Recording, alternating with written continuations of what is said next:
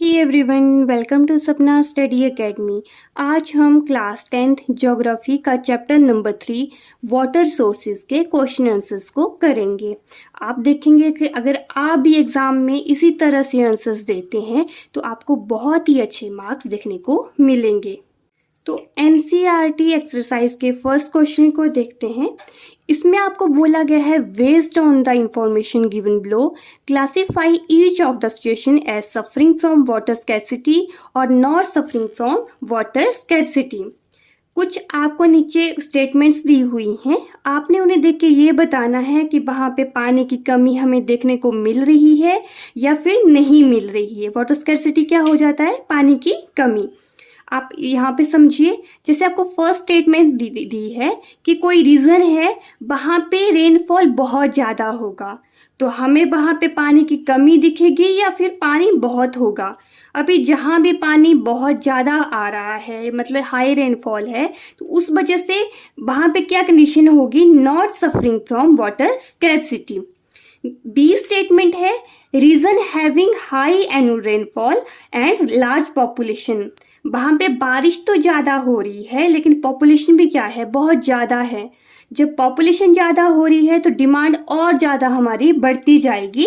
इस वजह से वहाँ के लोग क्या सफ़र करेंगे? वाटर स्कैरसिटी को।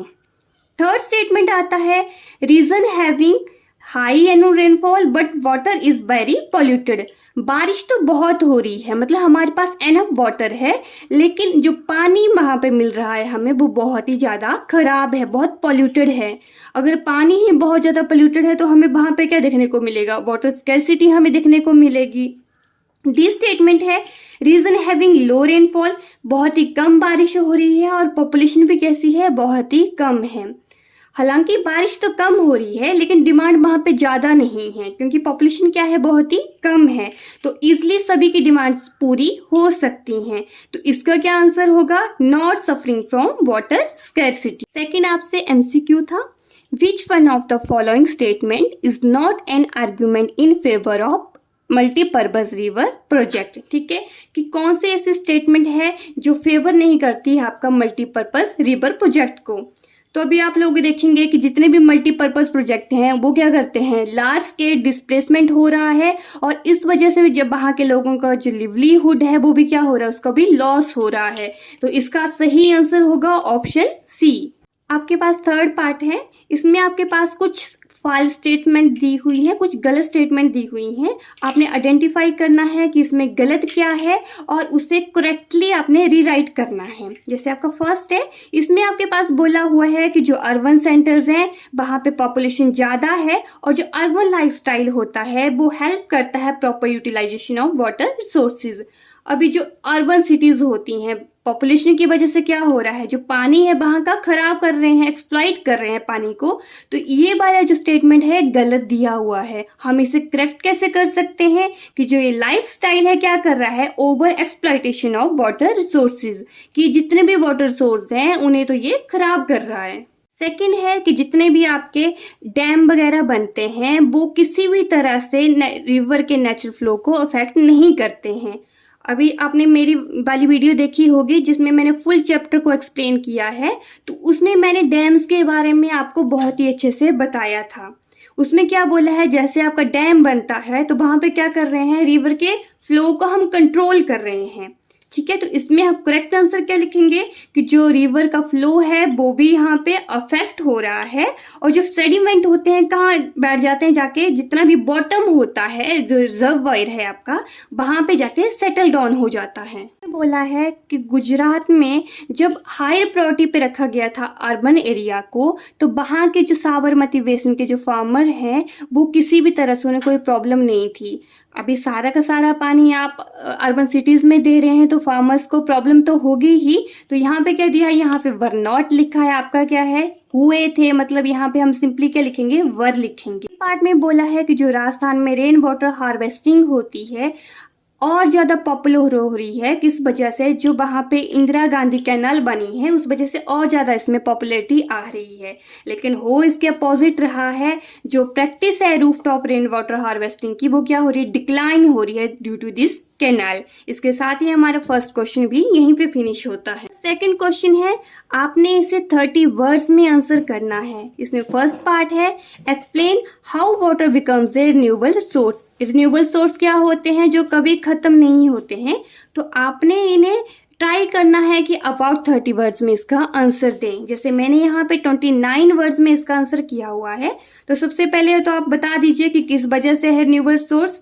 क्योंकि ये वाटर साइकिल की वजह से खुद ब खुद ही दोबारा से दोबारा पानी जनरेट होता रहता है। क्या होता है वाटर साइकिल, सबसे पहले जो पानी है वो क्या होता है, इवेपोरेशन होता है। फिर क्या होगा, बादल बनते हैं, फिर बारिश होती है। तो इस वजह से ये जो वाटर साइकिल है एक ऐसी प्रोसेस है, नेवर एंडिंग प्रोसेस है। और इस वजह से हम जो वाटर है इसे हम कहते हैं रिन्यूएबल रिसोर्स। सेकंड है what is water scarcity and what are its main causes. इसमें दो आपसे बातें पूछी हुई हैं। पहले तो आपने बताना है कि पानी की कमी क्या है और इसके कॉज क्या हैं। आप यहाँ पे देखेंगे मैंने 29 वर्ड्स में इस पूरे का पूरा आंसर दे दिया है।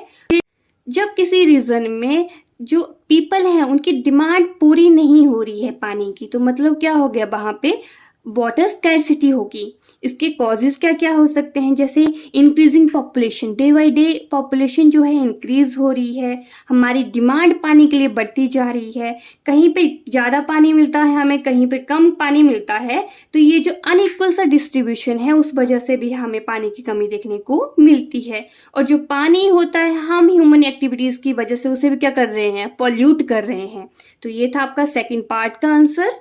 थर्ड है आपने कंपेयर करना है एडवांटेजेस और डिसएडवांटेज ऑफ जितने भी मल्टीपर्पज रिवर प्रोजेक्ट होते हैं, उन दोनों की आपने लाभ भी बताने हैं और हानियां भी कंपेयर करनी है। 1 वर्ड्स में मैंने कुछ इस तरह से आपका ये पूरा का पूरा क्वेश्चन दे दिया है कि जो एडवांटेजेस क्या हो गया, जितने भी मल्टीपर्पज प्रोजेक्ट हैं, मल्टीपर्पज क्या होते हैं, मतलब जैसे डैम हो गया, लेकिन इसका यूज हम बहुत से अपने पर्पजेस के लिए कर रहे हैं, तो इसे हम क्या बोलते हैं, मल्टीपर्पज प्रोजेक्ट।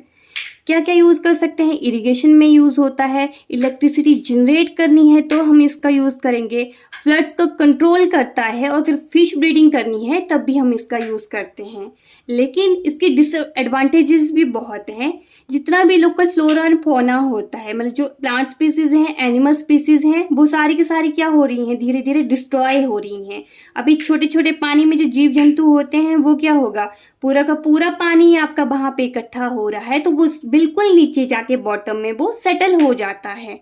एक जगह से दूसरी जगह वो ट्रांसफर ही नहीं हो सकते हैं, तो उस वजह से डिस्ट्रॉय हो रहा है लोकल फ्लोरा एंड फौना।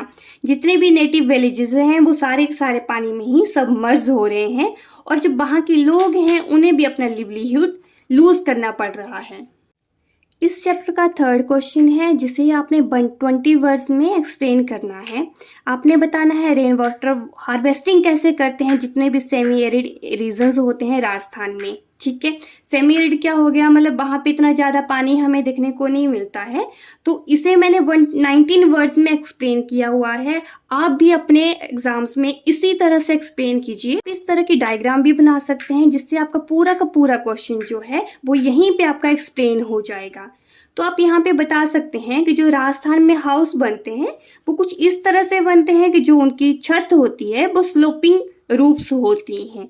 जैसे ही बारिश होगी सारा का सारा पानी यहाँ पे गिरता है, तो स्लोपिंग रूफ की वजह से क्या होता है, जो पाइप लगाई हुई है वहां से सारा का सारा पानी क्रॉस करते हुए एक बड़े से टैंक में जाके गिरता है, और वहां के लोग क्या करते हैं, इस पानी को अपने यूज में लाते हैं।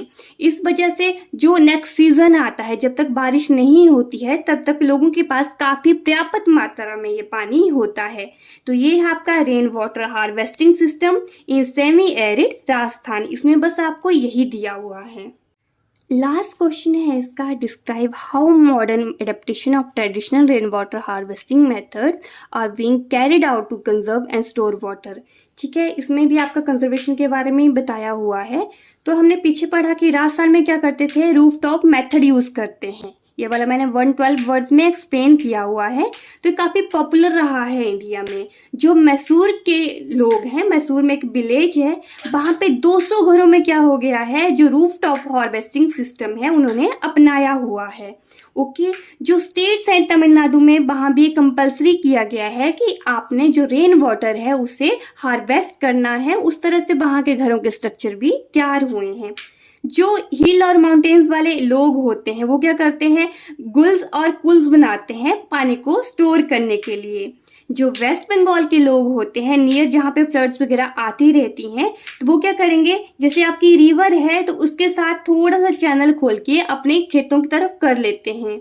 जैसे ही रिवर ओवरफ्लो करने लगेगी तो उनका खेत पे क्या हो जाते हैं, इरिगेशन उनमें अपने आप ही हो जाती है। ऐसे रीजंस में क्या होता है, जितनी एग्रीकल्चरल फील्ड है उन्हें कन्वर्ट किया जाता है रेन फेड स्टोरेज में, जहाँ पे आपका रेन वाटर को स्टोर करते हैं, जिस वजह से वहाँ की जो मिट्टी है अच्छी तरह से वो मॉइस्चर को कंजर्व कर लेती है। तो ये कुछ ऐसी टेक्निक हैं जो आपके रेन वाटर को हार्वेस्ट करती हैं।